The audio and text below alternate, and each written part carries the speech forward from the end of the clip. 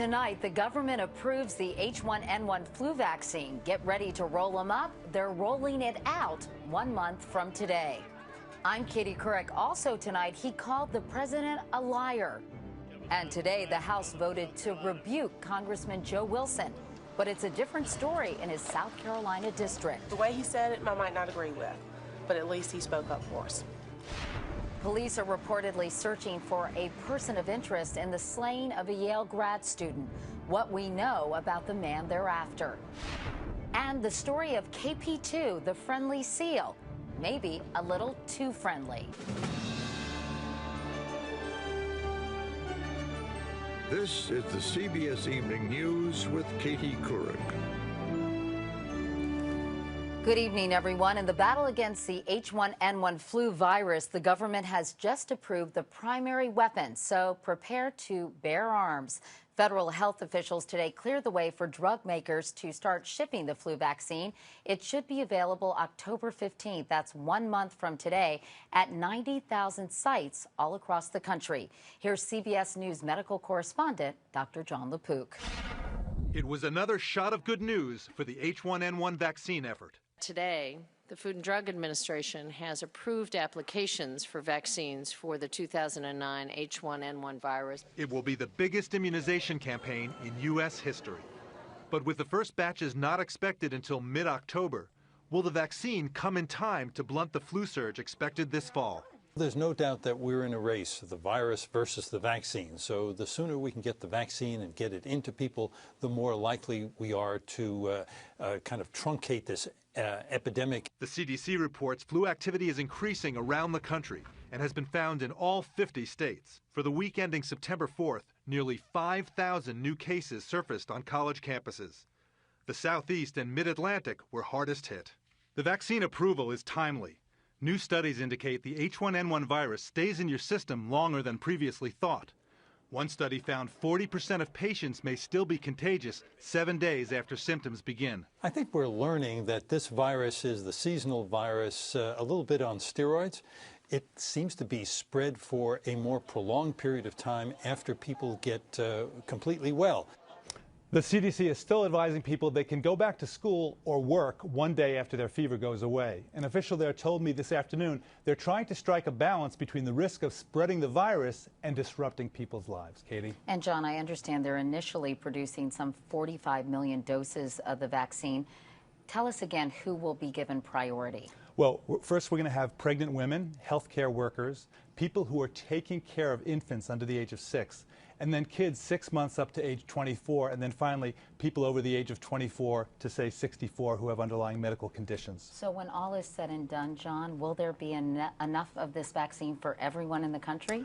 Officials think so. I mean, we're going to have about 45 million doses, which is about a quarter of the 160 million doses that we think we're going to need to vaccinate everybody in that first group. That's going to be available starting in around mid-October. And if you've already had the H1N1 flu, or you think you have, over the summer, do you still need to get vaccinated? I asked the CDC this question. They say yes, because most of the people who were diagnosed with having swine flu or H1N1 over the summer, it was a presumptive diagnosis. You don't know absolutely for sure. So they're saying, just in case, get the vaccine, and that way you can be sure. All right, good to know. Dr. John LaPook. John, thanks so much. For more about the flu, you can go to our partner in health news, WebMD.com, and search H1N1.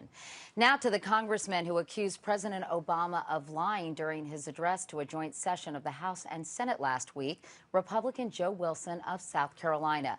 Today, the House approved an historic resolution of disapproval by a vote of 240 to 179, largely along party lines, though 12 Democrats did vote no and 7 Republicans yes.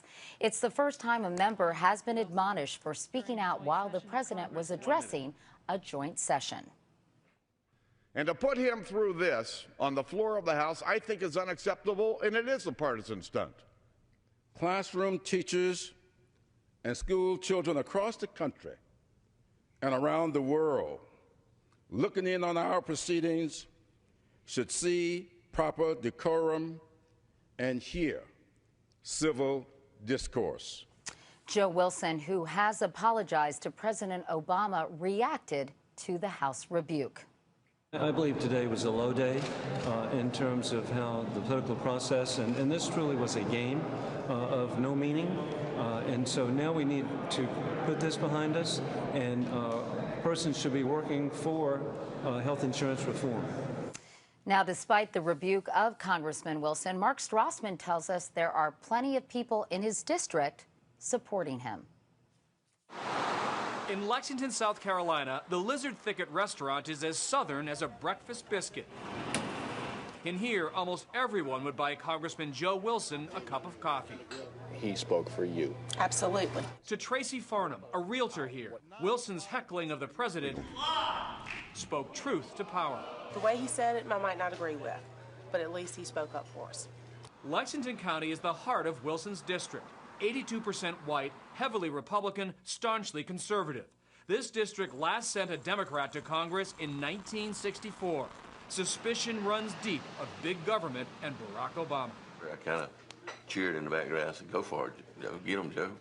Go, Joe, go. But some people here sense racial overtones to the Wilson heckle in a state where the Confederate flag still flies on the State House grounds. Lacey Ford teaches state history at the University of South Carolina. Showing disrespect to a black president is something that some South Carolinians, I think a minority, can accept much better than if the president were not an African American. But at Sunday's town hall here, a majority white crowd hooted down a black woman who asked about Wilson's behavior. To reprimand our Congressman Joe Wilson for disrespecting. To the state's NAACP leader, Wilson's motivation was clear. I don't know how you cannot say that this has a racial factor associated with it. It is.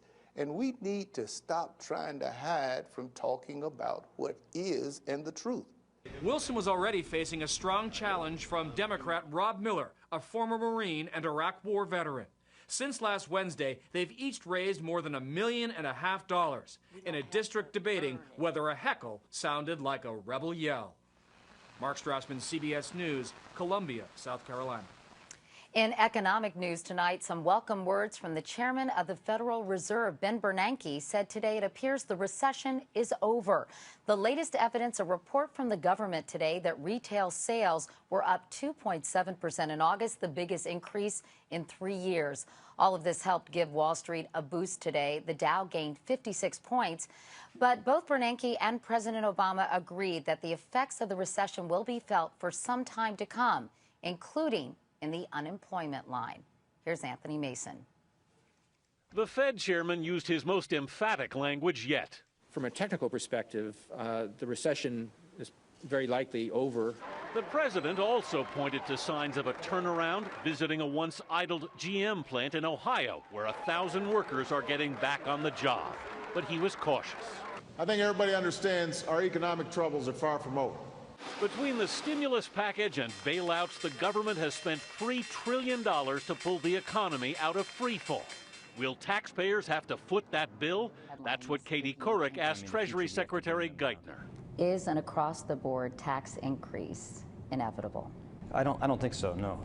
But many believe the economy and the credit markets will need substantially more support.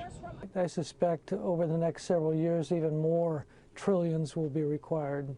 The recession has also cost us jobs, nearly 7 million so far. The drug giant Eli Lilly was the latest to announce 5,000 cuts this week. In unemployment offices across the country, you'll find laid-off workers like Beth Bernhardt. She lost her marketing job at Hewlett-Packard 10 months ago. It's a very frustrating process, and it's very hard to stay positive and stay hopeful. Economists worry that the recovery may be too weak and won't create enough jobs to fuel spending and sustain the turnaround. The scenario that I think all of us are most concerned about is a double-dip recession. Russell Investments' Eric Ristabin says that's not probable. But it certainly is a disturbingly large possibility. The crisis in the economy has shifted from Wall Street to Main Street. It's jobs, jobs, jobs, which should form the agenda for the ongoing administration. And a new survey by CareerBuilder reports a huge jump in the number of Americans who say they're living paycheck to paycheck. 2 years ago, it was 43%. Today, Katie, 61%. All right. Anthony Mason, thank you, Anthony. Now to the case of Annie Lay, the Yale University graduate student who was slain last week, just days before she was to be married. As the search goes on tonight for her killer, the police reportedly have someone in mind. Randall Pinkston is following the investigation. The search for Annie Lay's killer is apparently focused on this man, 24-year-old Raymond Clark, according to CBS affiliate WFSB. They say police are calling him a person of interest in the case. Public records show Clark is an animal technician at Yale and lives in this rented apartment building in Middletown, Connecticut. The website shows his office at 333 Cedar Street, the same building where Annie Lay had an office, the building where she left her personal belongings last Tuesday before her final walk to the lab building 4 blocks away. Her body was found Sunday, hidden behind a basement wall. Clark also worked in that same lab, which requires magnetic swipe cards like these to gain access to all corridors and workrooms.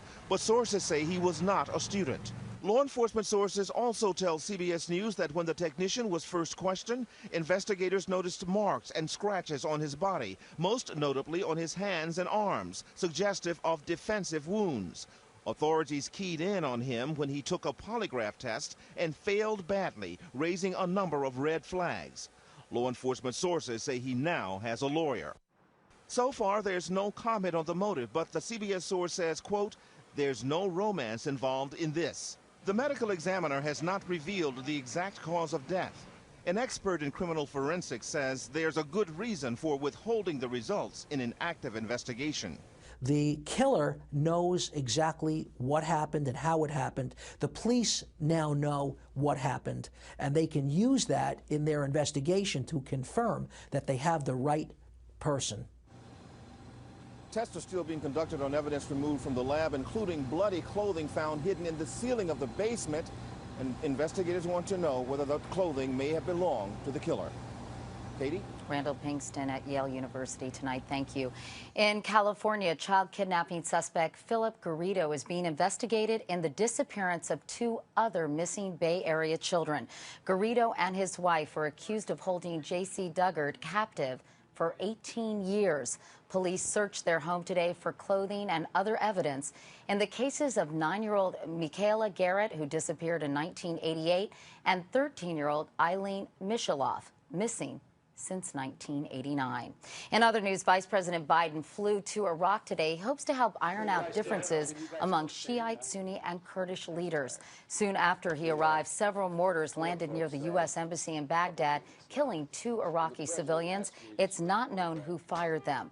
Also today, the Iraqi journalist who threw his shoes at President Bush last December was released from prison and was immediately mobbed by friends and family. Muqtada al-Zaidi is considered a hero by many in his country, but he claims Iraqi officers tortured him during his 9 months behind bars. Coming up next here on the CBS Evening News, they have saved for years but still can't get a mortgage. When will the credit squeeze end?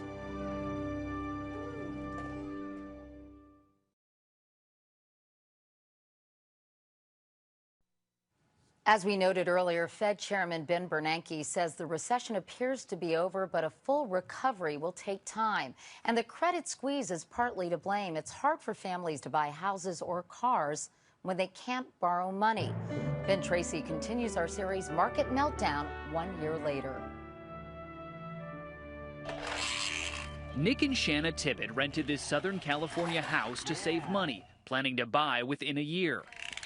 That'll get it going. It's now been more than 3.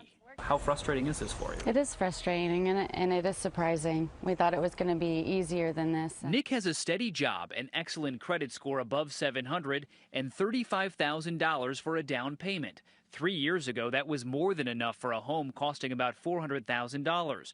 But now many banks require 20% down, so the Tippetts cannot get a conventional mortgage. The government keeps rah-rahing, saying things are better, and they're really not. They're still horrible. Mortgage broker Jeff Lazarson says before the meltdown, 9 out of 10 clients got a loan. Now 1 out of every 2 is denied. What we do is we torture borrowers with paperwork, and the loans seem to not ever get done. He's not kidding. This is a mortgage application from 2006, basically some pay stubs and bank accounts. And this is now the amount of paperwork it takes to get a mortgage today. Banks are trying to avoid a repeat of the loose lending practices that helped cause the meltdown in the first place. In 2005, 32% of mortgages approved were considered risky or subprime. This year, it's less than 1%. We want to know down to your pulse rate, your DNA, and your blood pressure if you can handle this loan. The credit squeeze is also putting the brakes on auto loans. In the first quarter of 2008, 5 million loans were made. That dropped to just 3.5 million this year. And credit cards are increasingly what's not in our wallets. I just cut them up. I don't use them. In 2008, consumers had an average of 3.1 credit cards. Now it's down to 2.8 as fewer Americans want them and banks tighten credit lines. I think the day when unemployment begins to decline and house prices begin to rise is the day that we'll start to see more credit flowing out to consumers. You saving your money, Olivia? In the meantime, the Tibbetts will keep making deposits. Ben Tracy, CBS News, Lake Forest, California. For more about the state of the economy, you can go to cbsmoneywatch.com. Now to Puerto Rico, where 9 employees of American Airlines are accused of shipping cocaine aboard the airline's planes. Agents arrested a total of 22 suspects today. Officials say at least 10 tons of coke was shipped from the San Juan airport to Florida, New Jersey, and other locations. When we come back, Acorn under fire. Congress takes action after this video creates a national uproar.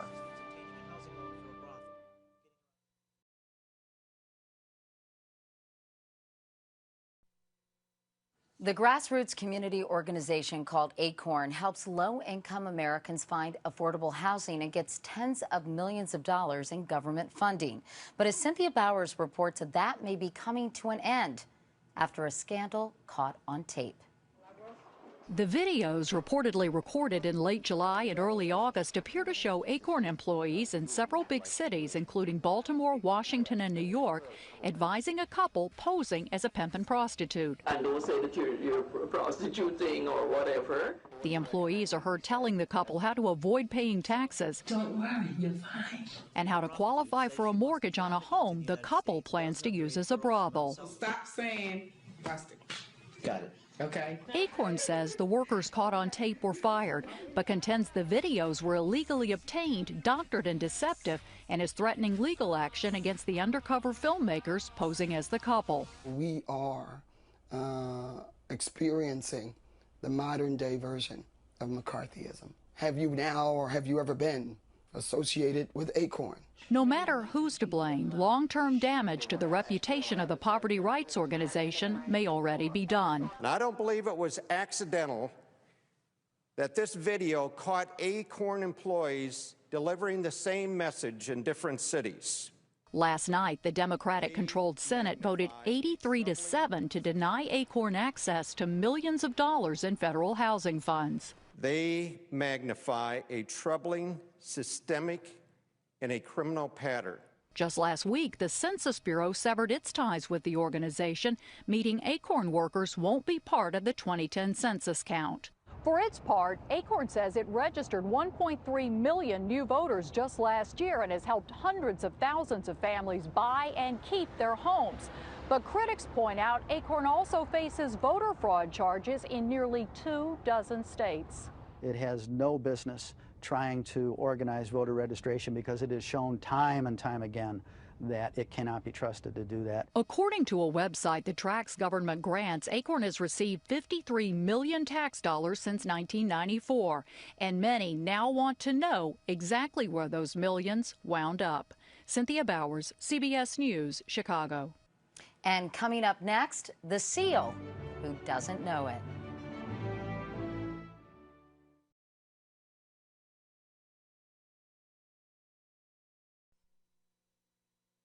And finally tonight, he swims with the fishes and acts like man's best friend. But is it possible to be too friendly for your own good?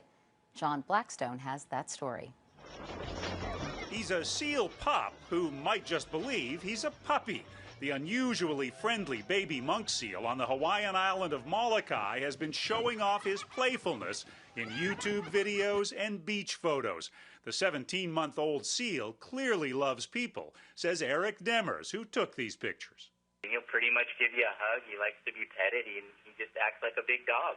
He was abandoned hours after birth and raised by a wildlife rescue team who named him KP2. But now that he's grown to 175 pounds, his playfulness could turn dangerous because mature seals can hold people underwater. So please don't feed them, don't swim with them, and try to ignore them, as cute as they may be. Officials tried moving KP2 40 miles away, but he was back 2 days later. Now they're considering moving him 200 miles. It's a dilemma familiar to those who care enough to rescue wild animals. Human contact can be a blessing and a curse. Whoa! When the orphan sea lion named Ella was brought to Six Flags Discovery Kingdom, she didn't even know how to swim. Volunteers had to teach her.